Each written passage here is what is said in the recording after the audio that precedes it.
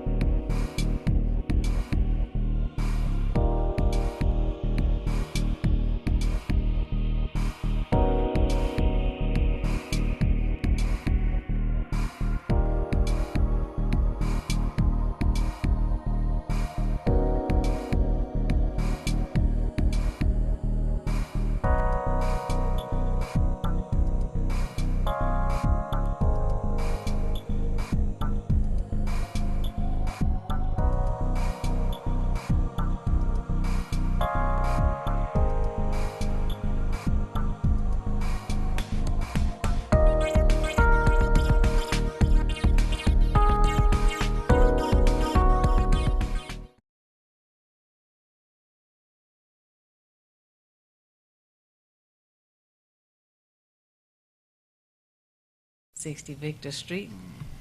My name is Theo Broughton. I'm co-founder of Hood Research. You're tuned in to Feedback, a positive image production by Hood Research. And I thank you for being tuned in. Also, I want to thank you for helping to sponsor this program. And if there are any more of you who wish to help sponsor this program, please make your check or money order out to Hood Research. But if you prefer, you can make it out to Watkins Broadcasting Company. We have no objection to that, but we would like for you to mail it to Hood Research at P.O. Box 4416, Detroit, Michigan 48204. Again, that's to Hood Research, P.O. Box 4416, 48204, the Detroit, Michigan zip code, so that we can make sure it gets credited for this program. There's so much that's going on, and I want to let you know that I have with me host and co-host and guests and all of that this morning. Carl Williams, as you know, from the HR Legal Issues, and also Police Commissioner Bill Davis. And if you have any questions that you wish to ask, feel free to call in. And if you have any suggestions, we don't mind those either. But you know, there's so much that has been taking place in the city, outside the state. And we had a senator to die 2 days ago. And the president of these United States had the flag at half-mast, or perhaps one of the staff members put it at half-mast. That's the practice here in the United States. But this morning, if anybody noticed, it's back to its original position. Is that disrespect? Disrespect. It certainly seems like a lot of disrespect to me. Maybe there are some of you who observed that, but that's what happened this morning.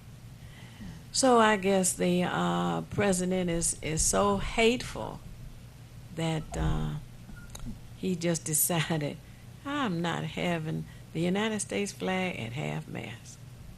But that's what happened this morning. Other things have been going on, and there are a lot of scams that have been taking place. I'm sure most of you have heard by now that if a person calls you and says that they're calling from the Internal Revenue Service, that's a scam. Even if it's a computerized message that says is calling from the Internal Revenue, it is a scam. The Internal Revenue does not communicate by calling you on the phone.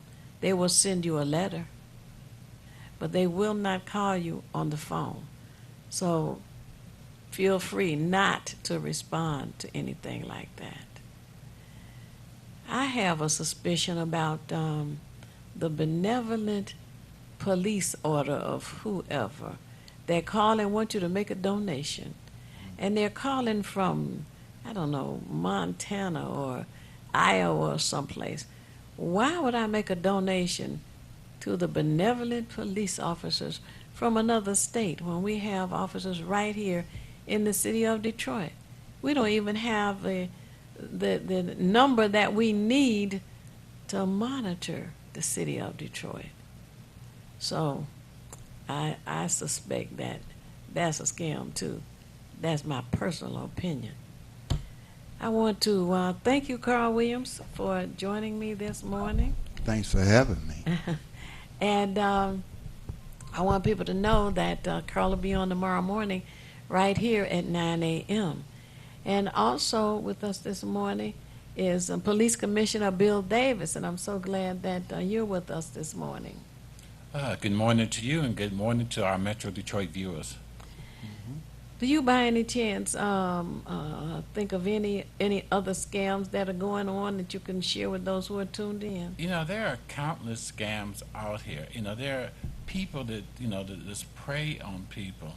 You know, it's just sad. It's just sad that, but you have to be careful because, when you get these unsolicited phone calls, frequently, they're scams. People get stuff, they say, well, you have to do this right away. No, most of the time you don't have to do anything right away. And always check and verify any type of information somebody gives you. You cannot trust, there's a lot of people that should be in jail. Oh, yes. Speaking of that, I had a family member. This is funny. Family member who was in Las Vegas at one of the casinos. Now, I don't know why anybody in their right mind would think about robbing a casino. But these two guys had on hoodies. It's 90-some degrees, right? And they're wearing hoodies. Those are long sleeve, walked into the casino, and they were, surveying the land. Who can I? And they had to be flagged, with all the cameras and everything. Exactly. But see, you said the most important thing. What? In their right mind. You're right. So, anyway, they got one of the cocktail waitresses that had her go to the cage, where they get the money. And apparently they've been told, don't create any scene, just give them some money, which probably had, what is that, dye? So when you open the bag, it colors the money anyway. And not long after that, they left out of the casino. Let's don't disturb the other people playing the slot machines, The media had it because, like you say, cameras everywhere. Their pictures were plastered all over the TV. And they probably didn't even get that much money. Exactly. But wait now. The interesting thing that I heard is from people who live out there. They say, and they've had folk to come in and try and rob before. Their bodies are soon found in the desert. Ooh. Yeah, well. Yeah. They don't Sounds bother like the 1940s and 50s Yeah, when the mob was running everything. And that practice apparently has not stopped, Sure. Probably had some people from the neighborhood that seen him. Oh, that's John. What he doing in here with that gun? Yeah, I mean, that's insane. But cameras all over. I mean, what? People got cell phones now, and every time you go somewhere, they taking pictures. I mean, you gonna go in the casino, inspect to get out, and nobody know who you are. No, it's a whole lot harder to commit a whole lot more crimes today because of the these cameras everywhere. You know, just like it's a whole lot harder for a lot of police officers. Most police officers are good and do good work and Yeah. you know want to work for the community, but there's some, the small element, they're bad.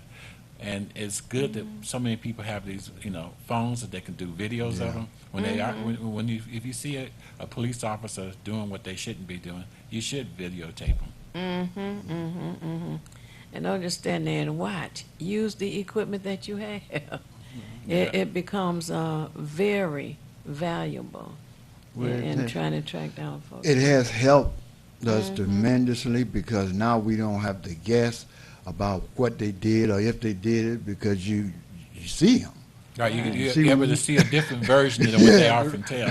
Yeah. The version that they might tell and the other people might tell and the real version. Right. The real version, yes, indeed. Well, you know, I attend police commission meetings, and I think we need to let people know that there won't be a meeting this Thursday because I know those who tune in have heard me say often that the police commissioners meet every Thursday unless Thanksgiving or Christmas falls on That is Thursday. the normal practice, but there was a vote made recently not to meet this upcoming Thursday so that some people could, enjoy an early start to the Labor Day weekend. I voted against it, but what could I say? Yeah, well, and then there are those who want to participate in the what they call it, family hour, and the viewing of Aretha Franklin Yes, too. yes. That's taking place this week as well. And on Thursday, the viewing is from noon to 4, I believe, at New Bethel Church, which is on Philadelphia and Linwood. And that street has been changed to C.L. Franklin Boulevard. Yeah, and I know her dad, who was an outstanding individual. Mhm. So that's this coming Thursday. So that's another consideration. And on Tuesday and Wednesday, all day, is a viewing at the Charles Wright Museum of African American History on East Warren Avenue. And we strongly encourage more people to get membership. We need to protect and be aware of what's going on in our museum before someone else Absolutely. takes that too. Oh yeah, they would love to. I remember hearing that the DIA wanted it at one time, and when they came up with that authority, they left the African American Museum out, and I was glad that they left it out. So am I. We all So are. now, so now we do have to support it And be, like protect you it. said. Yeah, but yes. You are so right. Now, with the commission, the police commission, tell us what the police commission consists of. How does it benefit the residents in Detroit? The police commission consists of 11 members. 7 are elected in each of the city council districts. There's a police commissioner also elected, and 4 are appointed by the mayor.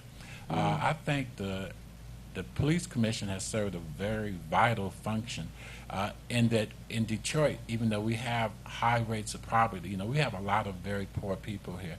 But that gives people an avenue so that they can address concerns, like say, because everyone's supposed to be treated with dignity and respect. And if you have a contact with an officer that is not respectful, you should let someone know. And I think also that these like the video cameras that they have now, I think that is an excellent tool. It protects the officer and it protects the citizen. We need protection on both sides. But the Board of Police Commissioners, we recommend a budget for the police department. We have, we always need to have civilian oversight. It's lots of stuff we do, but we hear complaints from citizens. Citizens have an opportunity to come and voice a complaint, a concern, dealing with the Detroit Police Department. Normally every Thursday, and three Thursdays out of 4 we downtown on 3rd and Michigan at the Public Safety Headquarters. The second Thursday of every month, we normally meet in the community. We go from to each of the 7 districts and different precincts is highlighted. And we have different themes that we'll be looking at. Like say it could be like human trafficking. There's a lot of concerns that we have and the people have, and we look into it, get more information, and we encourage people to come out. Mm-hmm. We encourage people to come out. This is our city. This is our police department, and you need to be involved. Mm-hmm. I would like to ask you, what is the procedure if an individual in the community seeing a police officer doing something, I'm becoming a police officer? I mean, what are the steps should they take in order to report it? Oh, well, you could go to the police precinct. You could make a complaint online. You could come to the public, like say our public meetings. There are a number of avenues that you can make a complaint. And I think police officers have a lot of duties and responsibilities, but we need to make sure that they are held up to to their level, because if somebody has a great deal of responsibility, you want to make sure that that person is operating properly. Mm-hmm. And if they're not doing something, or if they're doing something that's unbecoming of a police officer, we need to know. Mm-hmm. Well, down where you have the meetings 3 Thursdays of the month, they're at 3 p.m. in the afternoon. Right, 3 p.m. And the ones that are rotating from district to district are at what time in the evening? They're at 6:30 p.m. to give more people an opportunity to make it, in case you're working during the day or what have you, or, or had to be concerned about school or taking care of kids or whatever. But we encourage you to come out. We encourage you to have questions. We encourage you, if you have something that's concerning you, bring it up. Each person gets 2 minutes to raise whatever concern they have related to the Detroit Police or the Detroit Police Department, especially if you felt like you was disrespected. Right. Well, I was coming regular to press the issue about body cameras. And you did a good job doing it. We have them now. Thank you. I think that it does something really interesting. Not only does it protect the officer as well as the community, but they get so accustomed to it, they don't realize it's on.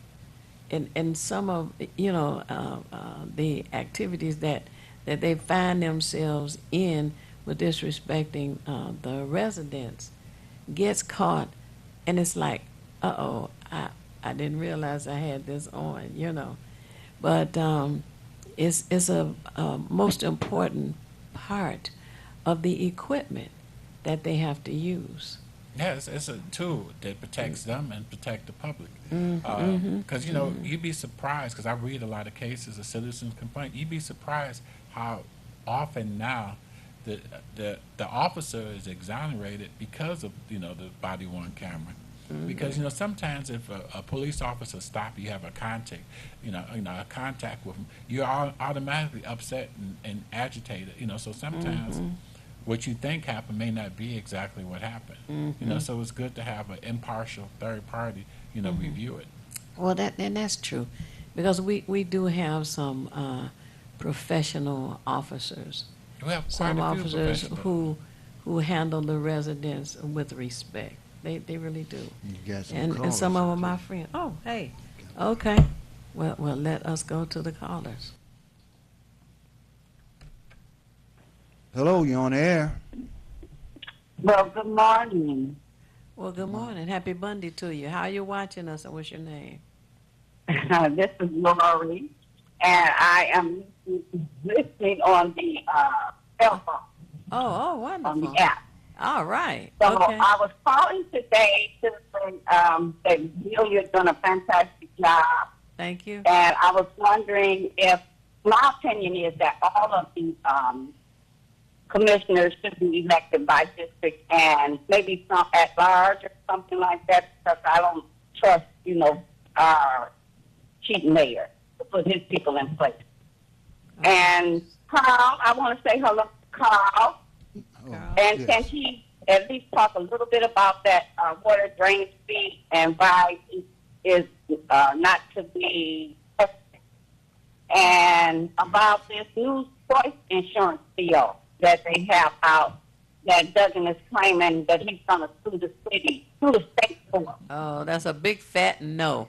Don't vote for any kind of insurance proposal that the mayor is introducing. He was interviewed on one of the Sunday shows and was saying that, well, we need to have our own insurance and just leave everybody else outside of Detroit alone. That was the craziest thing I ever heard. Why do we have to be segregated once again? You know, the insurance should be reduced for everybody. And this word choice, beware of the word choice. When you see the word choice, think about that no smoking sign, the circle with the line through it. That's for the word choice. Because for that to be presented to us is no choice. Is no choice at all. No, There's a choice to make you less than. Oh, yeah, to make not us less equal than. to, less than.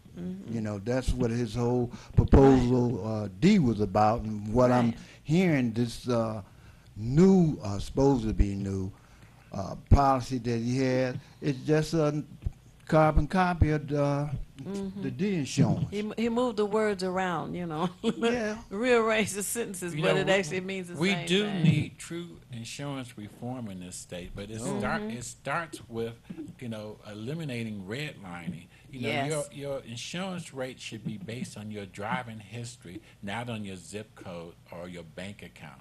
Right. And what I want to add to that is we need to understand something. When they say redlining, it's discrimination. The only reason why they say redlining, you can't go to court talking about you want to sue for redlining. It has to be discrimination, and that's what it is. But if you say discrimination, they know that the people right away they're gonna say, "Oh well, I don't want no parts of that." So we need to, well, I was doing the same thing. I was going around saying, I said, well, wait a minute, let me think about this for a minute. Why I'm saying redlining? I know it's illegal, but that's discrimination. So we have to call it what it is. You had another question? She asked Yes, about the drainage about fee. the drainage fee. Oh, yes. That Oh, yes, that's because when I get the water bill, my water bill is only $14 for the water, and all of the other fees that are attached to it, the tax, the Right. sewage fees, the drainage fee, all of that adding up to like $100 and something dollars. Right. Oh, That's God. crazy to me. I'm paying $14 Jeez. water, and all the rest of the fees are $140. Okay, $20 something but, dollars. Okay, now, Carl, I have something to say about that. But first, I want to encourage everybody to retain all of your water bills. Keep all of your water bills. Keep all of your water bills. Look at the bills and see if you're being charged, in addition to all the other crazy fees, a donation fee. Did you ever give the water department the authority to charge Authorization, you? right. Authorization, right. Yeah, right, to be charged a donation. Now, if you did, look at your bills to determine if the fee is being increased without your authority. That's something else to look for. Actually, they should owe you your back money if you didn't authorize them to take it in the first place. Yeah, Carl, that's drainage absolutely fee. true. The drainage fee, which is really called the storm water drainage fee, is really a tax. Yes, it is. And the reason why they call it a fee is because they wanted to get around you being able to vote on it. Because they know if they say tax, they know it wasn't going to pass. Well, so what they have done, they calling it a drainage fee instead of a tax. And you have two cases that have been decided. A lot of y'all have heard me talk about Boat versus the city of Lansing. Well, this was a Michigan State Supreme Court. and they have the last word. Now you got another case, a recent case that was filed and decided June 18th of this year. Harper Woods filed one, and the judge stated that this was not a fee, that it was a tax. So be very careful. That drainage fee, when you get it, now what I did, I done made some protests and dispute forms where you can fill them out and send it in, and you don't have to really pay that drainage fee, because Boat versus Lansing said it was voluntary. Right. All fees must be voluntary. That's right. You could choose to utilize it or not. Right. Opt it out. So that's what I did. I made these forms. I got you here with me, and you can take it and fill it out. And if you have any problem, you can call me at 313-521-5012, and I'll walk you through it. But it's pretty simple. It's self-explanatory, you know. And what they have did, now I'm going to show you, this is one of the, you're talking about gangsterism. Everything that this administration has done, they had done it illegal. It's part of gentrification. Oh, yeah. Some people call it Negro removal. Well, you know, the people don't really have to go anywhere when they realize that all this stuff that they're doing is illegal. Now, like, we talking about the drainage fee, they done already started putting it on your bill. The last bill that I got, it'll say drainage information.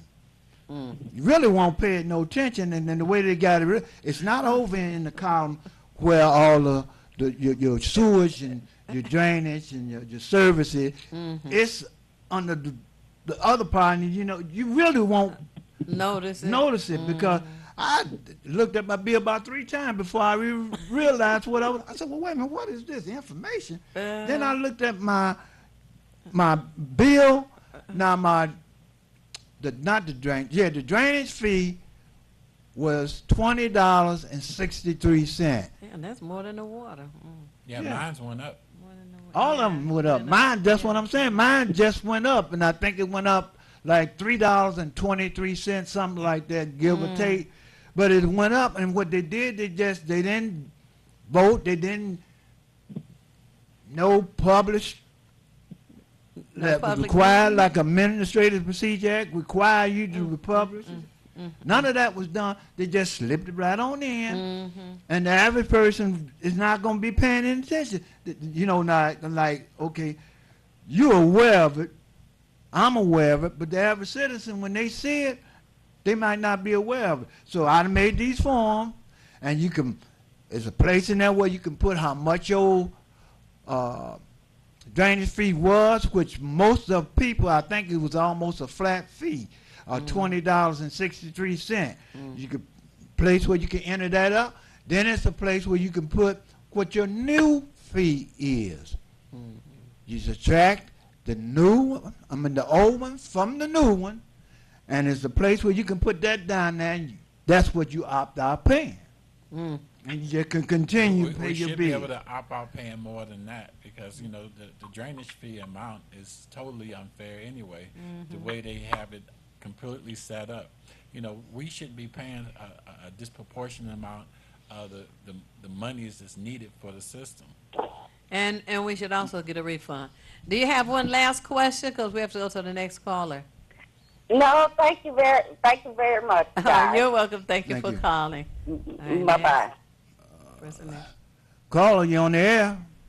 Happy Monday. Slide go. All right. Happy Monday. Contact. Happy Monday to you.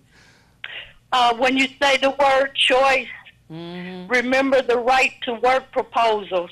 Oh, yeah. The right to work. Another tricky word used. Right. The right Tools used to fool. Bad cops, bad people thrive because good people see it and step aside, which helps stunt the process to resolve and expose the crimes. And retaliation might be the cause good people don't want to get involved, and helping to get crimes solved. Mm. So I was just thinking while I was listening, so I had to write it down to remember to say maybe these are some of the reasons people don't want to get involved or they look the other way. Mm-hmm. And I'm fearful with the cop thing because they can always say that their instruments or their cameras is malfunctioning and it's not working. So we don't get to see everything like we should. And also, someone pulled up for me that the Snyder's wife is a relative to the Nestle CEO. So we must understand to connect those dots that these people are not just cronies, but they're families. Right. Well, let's Thank you for taking my call. I'll hang up and listen further. Oh, okay. Also, with that water thing, they just were exposing a vacant house that has been pouring water out for 4 years, freezing waters in the wintertime, smelly, causing hazardous conditions. So are they making us pay for the water that they don't, shut off? People have been calling, complaining, and the city has done nothing but jacked up everybody else's water bill. Oh, wow. Thank you for taking my call. Oh, you're welcome. I hope that there'll be those who will attend the Hood Research meeting, which is the second Saturday of each month. Now, and this Saturday, what's going on, young lady? Oh, there's a fish fry at the Blue Star. But wait, let me say this about Nestle. She referenced the Nestle company, which draws millions of gallons of water out of the Great Lakes. The permit for that is $200. They went and asked for permission to have a second permit, so they have paid $400, and they're making millions. And our people are going without their water on. And it's not even an American-owned company. Oh, Lord, that's even worse. We need to look into that. Yeah, we do. Because I know it's something there. It always is. Right. So this Saturday, you have some information. Right. This Saturday, the Bart McFarland Neighborhood Association, we have an outstanding young lady that's the president of it. Our own $1 million baby, Thea Broughton. We're having a fish fry at the Blue Star. That's at 10,600. That's 10600 Joy Road at Pinehurst, Detroit, Michigan, 48204. Fish fries from noon to 4 p.m. We would like everyone to come out. We also would like for everyone to start supporting your neighborhood groups and organizations. We'd like for you to help strengthen us by making sure our neighborhoods are stronger. Bart McFarland Neighborhood Association is a group that's been around for quite some time. We had a slow period, but we're rebuilding it. It used to be one of the most powerful neighborhood organizations in this city, and we're trying to work to make sure that all of our neighborhoods are powerful, all of our neighborhoods are listened to, that we have strong representation, and we help to improve our neighborhoods, because downtown don't need no help, but our neighborhoods do. That was an excellent pitch for Barton McFarland Neighborhood Association. That really was. And this coming Saturday from noon until 4 p.m. will be an excellent time for people to come out and meet each other. Just come out and meet each other. That's right. Join the Barton McFarland Neighborhood Association. As you were saying, it's very important that is something that must get done. Yes, help us help you. Right. I like that. One of the many outstanding organizations in District 7 that I represent. And Barton McFarland was started in 1964. Wow. Yeah, it's been out there long. I didn't know it started that long ago. Yeah. Yeah, that was it. There was a question that I wanted to ask you. If people want to give a complaint, you said they can go online and do it. Yes. Right. But I'm here to say that when I attend the police commission meetings, I like to attend the ones that are in the community. And the reason I like to attend those is because you have people who come from all over the area, not just from that specific district. And you get a chance to meet them. You get an opportunity to share whatever your concern, complaint, or suggestion is. And those who are there in person have an opportunity to agree, disagree, take the information, and pass it on. And that's the important part, taking the information with you and passing it on. Yeah, information exchange is always useful and helpful. Because, you know, sometimes we overlook things that's going on around us, and sometimes if somebody else point out, yeah, I seen that. Yeah, that's going on. Yeah, we got people that's squatting in this house and selling drugs. Whatever's going on. Right. Yeah. So, is there any other complaint that you've heard about, Carl, that people are concerned with? I know that the drainage fee is one. Is there anything else? Our schools, as an example, are in need, and the people in our community need to attend those school board meetings and give them support. Because this past week I attended the Tuskegee Airmen's event. It was on Wednesday and Thursday, and they had members of the Tuskegee Airmen who it was walking back in history. These gentlemen were there. You got a chance to meet them. I took a picture with them, And the one gentleman who taught Dee Dee, the lady that calls in here, he taught her in public school. He taught chemistry. And his name is Colonel Alexander Jefferson. No, he's 96 years old. Oh, wow. And the war was from 1941 to 45. The Tuskegee Airmen existed from 1941 to 1949. And when the pilots and mechanics were out of the war, they attempted to get jobs with the commercial airlines. And again, racism and segregation turned them away. And at the Coleman A. Young International Airport, formerly known as the City Airport, they had a museum on wheels. The place is huge. And they had, you thought you were in an IMAX theater. They showed a video which was approximately 25 minutes long. And they told you the history about the Tuskegee Airmen.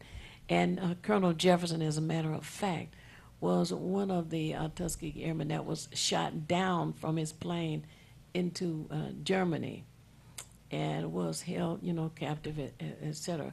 He lived through all of that, lived to tell it, and he is still alive. He was at the event at the airport, and then it went from there out to Willow Run, because Willow Run had an event as well over the weekend. So one of the excellent bits of information is the air traffic controllers are looking for employees, starting salaries around 40,000. Yeah. Civil Air Patrol also, that starts about 40,000. But one thing about the income there, it goes all the way up to a six-figure income. And today, our young people can become pilots. Teenager making $40,000. Isn't that something? That just illustrates another important reason for all of us need to be protecting our city airport. Coleman Young Airport needs to be protected. We do not need it to go away or for the city to lose control of it. Absolutely right. And the Benjamin Davis Aerospace training is being protected by the Tuskegee Airmen, and they're working feverishly to get the superintendent to reopen the Benjamin Davis Aerospace School. We have jobs that are available. Many companies would hire employees and train them to do the job. Today, we keep hearing people say, well, you got to get training so you can apply for a job. That's backwards from the way, the jobs were built out at that time. Then we also have the Port Authority. Yeah, but see, There are one jobs thing for you them, didn't too. say, it's not jobs, it's a career. It's a And difference. You can that's- go and get a job and get fired, but you can get a career and be independent. And going through the air traffic control and aeronautics and all gives them an opportunity to have a career. That's right. It does. Even the air mechanics. So we at Hood Research seek out as much information as we can to share with Also, with for general everyone. information, today at 1 o'clock at Cadillac Place, the State Building on the Boulevard, that used to be the OGM building, there's going to be a Financial Review Commission meeting. Because, you know, like I said, they say, well, everything's over. No, it's not. You know, the state's still controlling our schools. There's still a Financial Review Commission that oversees their budget and makes decisions. So if you're not doing anything, go down to Cadillac Place today at 1 o'clock and see, or perhaps you could help to encourage this body to make sure that we have full control over Davidson Aerospace, you know, high school, you know, school, and we want to make sure that we have more control of what's going on with our schools. There's a lot we need to be doing. You know, we are being attacked on many fronts, but we have to stand up and challenge what's going on. That's right. In every area. Absolutely. And to attend, as I just mentioned earlier, the school board meetings, that gives you an opportunity to find out more of what's going on and an opportunity to talk directly to the new superintendent of the Detroit Public School System. Oh, yeah, that was one thing I wanted to say. One thing you need to do, and that is get you a Michigan State Constitution. That board does not overrule the Constitution. The board is still there, despite what a lot of people think, that just because 436 come in, that they can change it. They cannot overrun the Constitution. And if you read 436, it states in there that they have to comply with the charter and any laws provided. So, you know, you need to do a little research. They don't have the authority. They're doing it, but they're doing it illegally. So once you understand that, anything that they do can be challenged, and it will be We have to challenge overturned. more stuff than what we do. We just have to challenge everything. Everything. And we have to make sure we vote at every opportunity we have. Make sure we're voting for good candidates. Oh, absolutely. And not only that, you know, this coming weekend at noon at the Blue Star located on Joy Road and Pinehurst is an opportunity for people to come and talk about their ideas and suggestions and strategies for how to address many of these issues. And at the Hood Research meeting, which is the second Saturday of the month, we meet at Davo at 2 o'clock. We do talk about And the Davo's charter. located where? Davo is on Grand River on the corner of Wyoming, 12048 Grand River. And we talk about the charter and the Constitution and how it affects us. And, you know, everything is not happy and fun and shake your butt and wear your see-through clothes and your pants hanging down your rear. There are some things that are very serious, and we need to learn about them because they affect your daily lives. Oh, you know what? There is something that people was complaining about, What was that? and that's these $45 parking tickets that you get. Oh, that's yes. They are also, again, illegal. Mm-hmm. Because Calvin Orr is the one who made that proposal, and there were certain things that he was supposed to do that he never did do.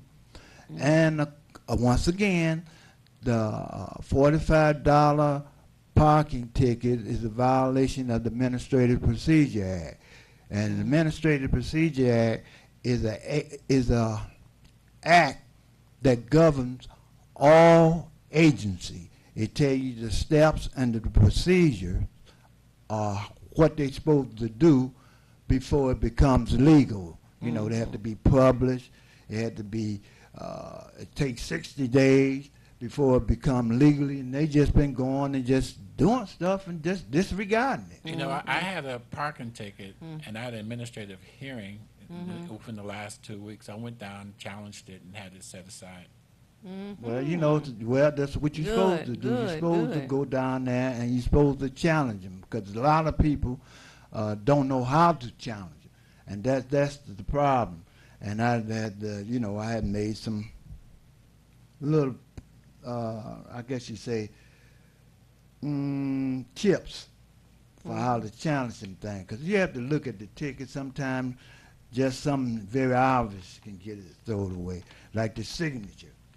They say that, you know, when you get a ticket now, it's bold letters. Well, according to the law, it has to be in your handwriting, not a stamp, because the officer is swearing under oath, and when you swear under oath, it has to be your signature, not something stamped. So that's one way you can get out of it. All right. Well, that's good. Well, we have to take a break. We have another guest who is going to come on and talk about tomorrow morning.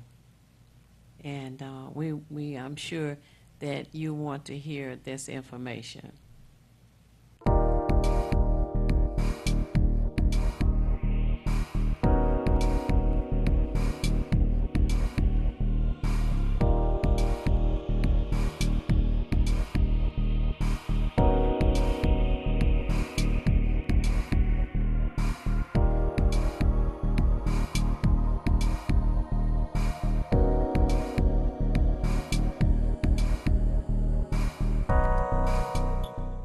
And we have been joined by Deetta Wilcoxon. I think most of you tuned in are familiar with Deetta Wilcoxon, and she wants to share some information that we need to hear. Good morning, and thank you so much for having me. Not a problem. This is really a sad time in our history. I listened to Commissioner Davis, and I watched some of the footage from out in Westland, and now we're dealing with our own Reverend Dr. David Alexander Bullock being back in court again tomorrow. He is in court tomorrow at 1 p.m., and this is supposed to be the final pretrial hearing. We have had so many of them so far. Lord, we've had postponements, but to the credit of Judge Bridget Officer, she was very upset with the city's attorneys the last time we were in court, because they still had not released the video footage to Reverend Dr. David Alexander Bullock and his legal team. Which, needless to say, hampers your ability to establish a defense when you really don't have the footage, and the city is leaking footage to the media in terms of the footage that they want out there. So And editing it? It appears that way. So that's what they're saying too on the record, is that there were edits to the tape, and I'm at a loss. It seems to me you need to turn over all of the evidence, and then you can edit it together. Both sides can edit it, because in some instances, personal information, a young girl was interviewed. You may not want her name in the public records, and she, I believe, was from Virginia. You may not want that fact in the public records. So certainly there may be some information that is information that you would not want public, but I would not think that you would start, as a city's attorney, taking that information out before the defense has seen it. It sounds like withholding evidence to me. Well, it could possibly be possible if they keeping information from you. That's what it is. Well, evidence is not always evidence. Some evidence is probative, which It's proves still a evidence. point, It's just a different kind. and some does not prove a point. So I do think that the Reverend and his legal team are operating at a disadvantage in that they do not have or did not have the tapes the last time I talked with them about it. But you said that the hearing's going to be 1 o'clock tomorrow? 1 o'clock tomorrow, but we're having a rally, as we always do. We rally the troops before the hearing. So the rally will start at 12:30, and what we're asking is for everyone to show up for the rally so that there is a show of support. The bailiff has attempted on more than one occasion to put our people out of the courtroom. He has said that there are too many of us and there's not enough room for the other defendants in Highland Park. And I don't know that there are that many defendants on a daily basis in Highland Park that need to be processed, but I do know that we need to show our support for our brother. So we need to show up in numbers as we always have. We need to be prepared to pack the courtroom, and we also need to dig deep in our pockets and bring monetary gifts to him to help with this legal fight, because I've said consistently that this is not his fight, it's our fight. This is an assault on our community, and we have to look at it from the vantage point of it not being about him, but it is about us. It is about the processes that we have to go through. It is about the legal ramifications of being accused of something that you didn't do, having yourself fingerprinted and becoming a part of the system. So this is far bigger than Reverend Dr. Fearless, aka Reverend David Alexander Bullock. This is about the community at large. So I really want to thank you, Theo, for giving me another opportunity to come on the airwaves and talk to your listeners and your viewers about what is going on in the community. So again, our rally begins at 12:30 at 12050 Woodward Avenue, which is at the corner of Woodward and California in Highland Park at the Municipal Building. We will be rallying outside beginning at 12:30, and from that rally we will be going inside the courtroom, and our goal will be to pack that courtroom to show the court and the police department in Highland Park, as well as the mayor's office, that we are going to stay with this case and make certain that we get justice in the end. And the only way to do that, of course, is to remain vigilant in our efforts. Could you give that address one more time? That's 12050 Woodward Avenue, and that's at the corner of California and Woodward. It is both the courthouse and the police department. All of their municipal offices are out of the Blackwell building, is what it's called. They're on the corner of Woodward and California. Well, we need to come out and support Bullock, because they get him, then you could be next. So come out, give your support. We need to start supporting the people that are out there that helps us. He put himself on the line, and you know that's what make a lot of people not step up, because when they put their neck on the line, you're not supporting. So let all the people come out. I'm gonna try to be there, and I want everybody to come out and give him the support he needed. And Carl, to your point, it is a fight that we all must embrace as our own fight. We have to understand that when our leaders are embroiled, it makes for a very difficult situation, because we have too few of them in our community, and we need to rally the troops. If there were no Reverend Dr. David Alexander Bullock, I shudder to think where we would be, because Bill Davis, president of NAN, can't handle all of these incidences alone. They come with too much regularity in our community. The standards are too stark by way of a contrast. So we really, really, really do need to stand with our leaders. I told Reverend Bullock just recently that fighting for our community is hard work and it's dangerous work. I've been followed by people and assaulted and rear-ended and all sorts of crazy stuff that you all never hear about. I suffer in silence. But I'm saying this morning that This is not for the faint of heart. And we have too few people who will actually stand up with some political and ethical backbone to fight the good fight that is necessary. It is part of being an American. And I say consistently again that I am an American. I'm a true American. Cut me, I will bleed red, white, and blue.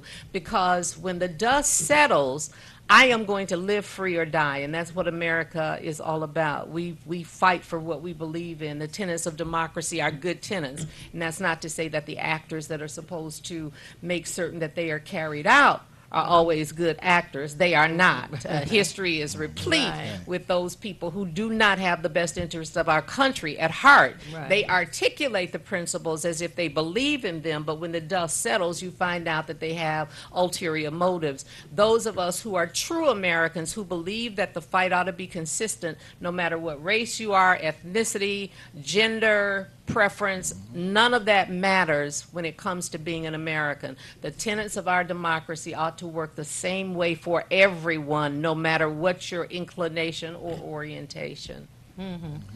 Well, I think that there is an attempt to undermine a man like Reverend David Bullock, because he is a true leader, has been able to galvanize people to the point of establishing the convenience store at 16400 West 7 Mile. It's on the corner of Asbury Park. He has had opportunities because of the child who was riding his ATV having been tased by a state trooper, losing control of his ATV and slamming into whatever, and he died as a result of that. Had Reverend David Bullock not gone to investigate that and to rally the people in the community to stand up for what had happened, it would have been swept under the rug. Theo, you bring up an interesting and a very important point relative to Damon Grimes, who was tased and died as a result of his inability to control his ATV once he had been tased. Now that Reverend Bullock is embroiled in his own matter, it just came to the forefront that one of the officers that was released has been brought back to the force, and the other officer who had been brought up on charges is now saying that he acted in self-defense. And these things only occurred in the middle of us fighting for Reverend David Alexander Bullock. What? Yes, those are new occurrences. Yes, he's saying it's self-defense, and the other one has been brought back to work, and they were all brought back within the course of just a few days. And of course, Reverend Dr. Bullock has not been able to concentrate on reeling this situation back in. We thought we had it in order. They have unraveled all of it, and it causes you to wonder why it happened, when it happened. Well, you know, we're down on time, and Oh, you got to wow. come back and again and keep us updated with this Bullock situation. Although I would like to have him come on my show. And I will tell definitely his relay side. that, yes. I'll relay the message. So now, tomorrow, Tuesday, Yes, August 28th, yes. 12:30 in the afternoon. Location is 12050 Woodward Avenue, Highland Park. City County building also has the courts inside the same building, and my understanding is it's on the corner of California Street. Is that correct? Yes. Okay.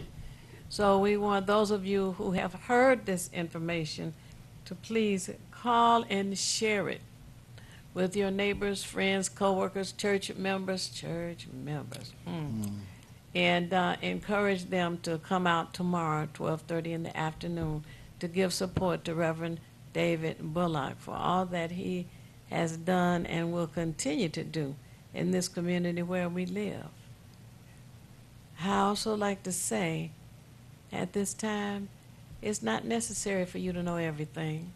What is necessary is for you to know how to find what you need when you need it. We encourage you to join Hood Research as we seek out as much information as we can to share with you and for you to share to help us all make better informed decisions. We will be there tomorrow, 12:30 in the afternoon on Woodward Avenue at the Highland Park City County Building and Courthouse. We encourage you to join us tomorrow. Tune in tomorrow morning at 9 a.m. for the HR Legal Issues Show. And look forward to the fish fry this coming Saturday at the Blue Star Lounge, which is on Joy Road in Pinehurst. And then, of course, the Hood Research meeting will be the following week. But as far as this coming Saturday is concerned, it will start at noon, going from noon until 4 p.m. Thank you for tuning in.